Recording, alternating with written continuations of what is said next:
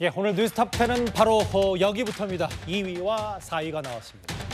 총선 패배 이후에 공식 석상에는 모습을 드러내지 않고 있는 한동훈 전 위원장이 최근 본인 SNS에 글을 쓰는 날이 잦아졌습니다. 특히 한동훈 전 위원장이 쏘아올린 이른바 헌법 84조 논란, 그러니까 피고인 대통령이 가능하냐 안 하냐, 이재명 대표를 두고 저격한 그 이슈, 본인이 선점했다는 평가도 대체적으로 받고 있는데요. 그런데 그 세 번째로 한동훈 전 위원장이 이재명 대표를 향해서 대통령 당선을 감옥에 가지 않을 탈출구로 여긴다, 이렇게까지 비판을 했습니다. 자신의 정치적 입지 확보를 위해서 조폭 출신의 사업가와 결탁하여 개인적 이익을 위해서 거액의 외화를 유엔 대북 제재까지 위반해가며 불법적으로 북한에 제공하여 국제 안보까지 위협한 중대 범죄 혐의입니다. 대북 제재로 인해서 경기도에서 그런 북한 지원을 하는 것이 불가능하다는 것을 알게 되자 경기도의 대북 사업과 자신의 방북이 수포로 돌아갈 것을 우려해서 북한에 돈을 줄 방법을 찾게 됐고 결국 쌍방울 회장 김성태에게 그 돈을 대신 내게 한 겁니다. 이재명 대표가 척한 거는 한두 번이 아니잖아요. 김문기 씨도 모르는 척했고 쌍방울이 북한에 돈 준 것도 모르는 척했고 모든 게 이런 식이었습니다. 이재명 대표가 어제 이런 말을 했더라고요. 대한민국이 북한보다 못해졌다?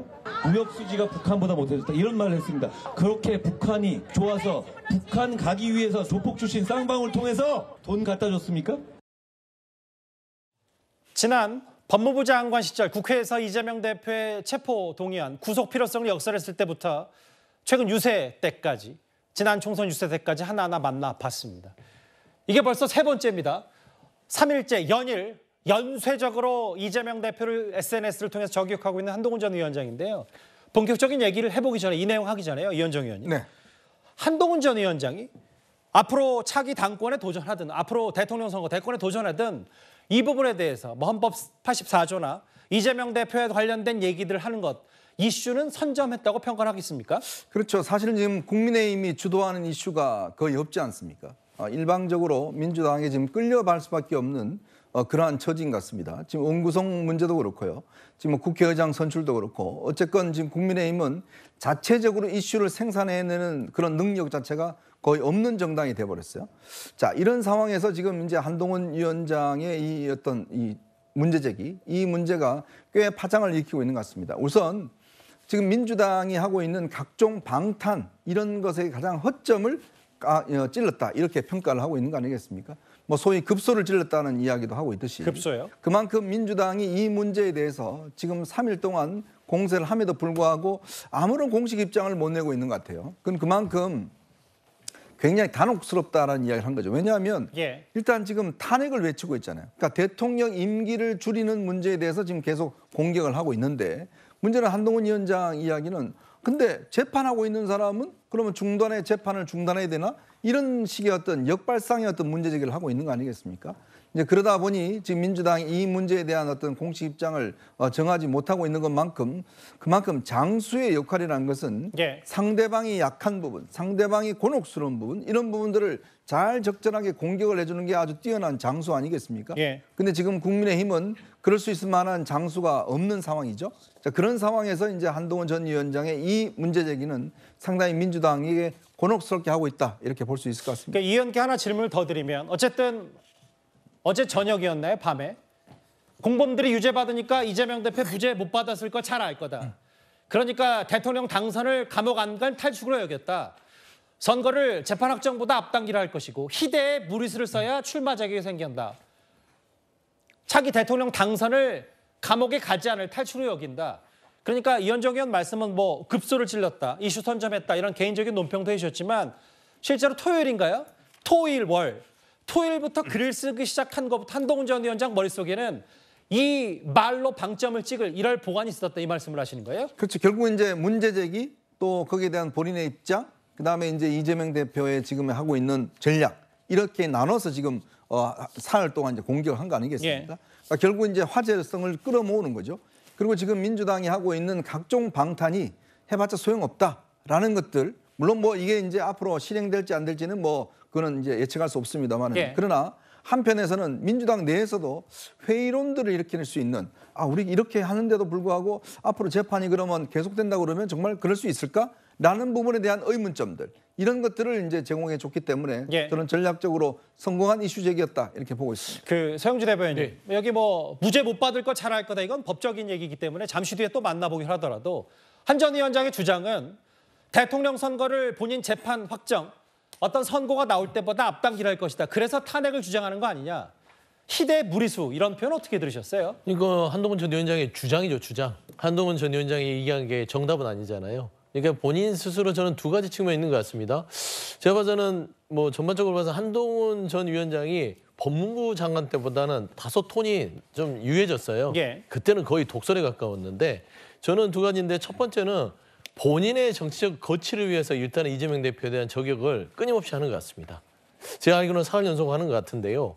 이 부분은 뭐냐면 원래 한동훈 전 위원장이 국민의힘의 전당대회에 출마를 하려면 결국에는 여러 사람들이 얘기하는 건 윤석열 대통령과 각을 세우면서 나올 수밖에 없다. 그래서 윤석열 대통령과 각을 세우는 고민들을 해왔고 거의 좀 고민을 하면서 KC 인증부터 지구당 문제부터 연평해전까지 대부분 윤석열 대통령과 차별화를 뒀거든요. 예. 근데 이재명 대표에 대한 관련된 이화영 전 부지사의 재판에 결과가 나왔습니다. 그러니 얼마나 많이 편해졌겠어요. 내심 솔직히 윤석열 대통령 각을 세우고 싶지만 표면적으로는 부담이 많이 됐는데 야당 대표 이재명 대표의 어떤 재판 결과가 나오면서 각을 세우기 딱 좋습니다. 사법 리스크가 재점화된 건 사실입니까? 재점화되고 본인의 역할이 생기면서 예. 본인이 전당대회에 나올 수 있는 야당 대표를 저격할 수 있는 국민의힘의 차기 전당대회 주자로서의 자리매김을 위한 절호의 기회다라는 측면에서 일단 주장들을 하는데요. 예. 84조 부분들은 그렇습니다. 결국에는 이거는 이제 이 형사 소추 부분에 대해서 재판이 들어가냐 안 들어가냐 예. 이거는 법학자들의 해석 영역입니다. 예. 그러니까 저희들이 여기서 아무리 얘기를 해봤자 무엇이 옳고 무엇이 그르고가 아니라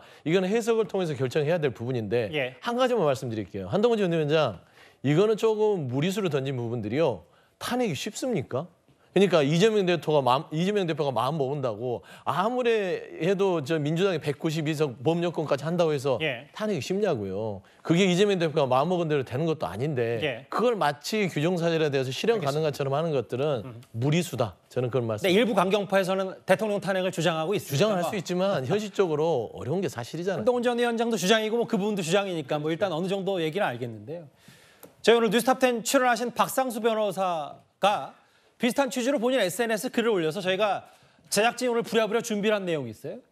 뭐 법률가의 쾌감이라고까지 표현을 하셨던데 뭐냐면 이게 작년 9월 국회 이재명 대표 구속 수사해야 된다는 한동훈 전 위원장의 그 국회 연설 중에 조폭 출신의 사업가 결탁해서 거액의 외화를 북한에 불법 제공했다. 이 부분이 이번에 이화영 전 부지사 1심 재판부가 비슷한 취지의 내용을 그대로 얘기했기 때문에 이게 어떻게 보면 법리인으로서 한동훈 전 위원장이 역량을 보여줬다. 뭐 이렇게도 평가를 하셨더라고요. 네, 그러니까 이제 저희들 법률가들 입장에서 정말 기분 좋을 때가 예. 이제 제가 이제 서면에 쓴 내용이 그대로 판결문에 그게 문장이 그대로 나올 때가 있어요. 그럴 때 이제 뭔가 내가 법률가로서 유능하구나라는 그런 생각을 받게 되는 거죠. 지금 마찬가지로 지금 한동훈 위원장 같은 경우도 이제 보면은 작년 9월에 예. 이재명 대표 체포 동의안 이 결의를 하는 날 그 법무부 장관으로서 발언을 합니다. 이때 발언을 하는데 야유 때문에 끝까지 다 못했지만 그 맞아요. 중간에 그 부분은 했어요. 대북 송금 부분은 딱 발언을 했는데 거기서 예. 핵심이 되는 부분이 바로 뭐였냐면 예. 바로 이 외화를 유엔의 경제 제재에 위반해서 북한에 밀반출했다라는 지점을 정확히 지적을 하고 있는데 예. 그 부분이 이번 판결에 그대로 사실상 인용이 돼서 들어가다시피 그대로 그 내용이 들어갔거든요. 그러니까 이 외화가 밀반출됐고 그것이 유엔의 경제 제재에 위배되는 것이었고 그렇기 때문에 외국환거래법 위반이다라고 하는 부분이 이렇게 그대로 적시가 됐고 또 그다음에 그 외화는 바로 이재명 대표의 방북 사례금이다. 이 부분도 역시 한동훈 위원장이 당시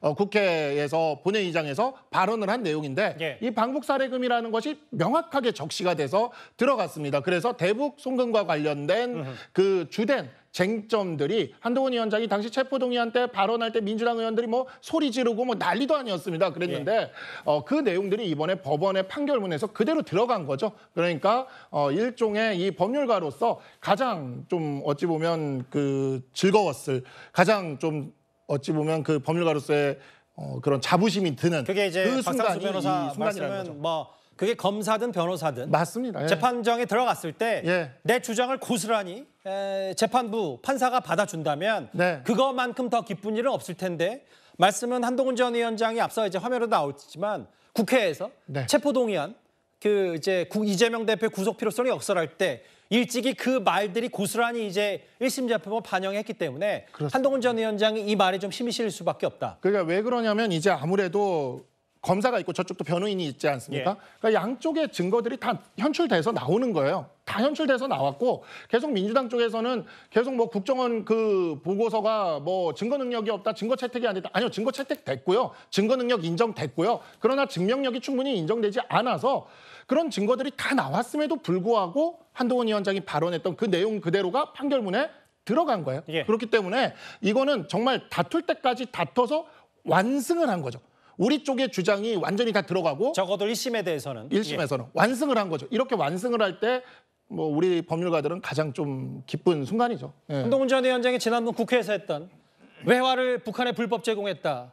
박 변호사 말씀처럼 다음 화면을 볼까요? 실제로 지난주 금요일 이화영 전 부지사 1심 재판부는 쌍방울이 북한에 보낸 230만 달러 불법 외화 이런 음성적으로 보낸 돈이 경기도지사의 방북 관련 사례가 나오기 충분하다 이런 얘기를 했기 때문에요.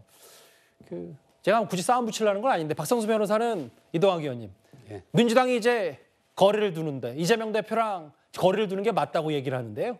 이재명 대표랑 이화영 부지사하고 아니요. 거리를 둔다고요? 이 민주당이 이재명 대표와 거리를 둬라. 예. 아니요. 그럴 리가 있겠습니까? 지금 이제 1심 끝났을 뿐이고 예. 한동훈 위원장께서 이야기는 주장은 얼마든지 하실 수 있다고 생각합니다. 예. 그런데 지금 보면 강한 사람을 때려서 본인 스스로가 크려고 하는 듯한 느낌이 좀 보여요. 한동훈 전 그래서, 위원장이요? 네, 예. 그 의도가 이제 다분하다라고 생각이 들고 지금 한동훈 위원장이 원님입니까? 자기가 의혹 제기하고 자기가 그 과정에 심의하고 자기가 이거는 너무 잘된 거다라고 결정까지 내립니까? 그런 건 아니죠. 그런 세간에서 그런 건 받아들여질 수가 없는 것이고 오히려 지금 한동훈 위원장이 강력하게 문제 제기를 해야 되는 것은 민심을 정확하게 따라가지 못하고 있는 대통령 그리고 뭐 해병대 특검, 그다음 김건희 여사 특검 여러 가지 현안들이 있습니다. 그 현안들은 죄다 뒤로 하고 자기가 하고 싶은 말만 한단 말이에요. 이거 긍정적 평가를 받기 굉장히 어려울 겁니다. 그런 차원에서 보면 국민의힘이 미래주자라고 할 만한 한동훈 위원장이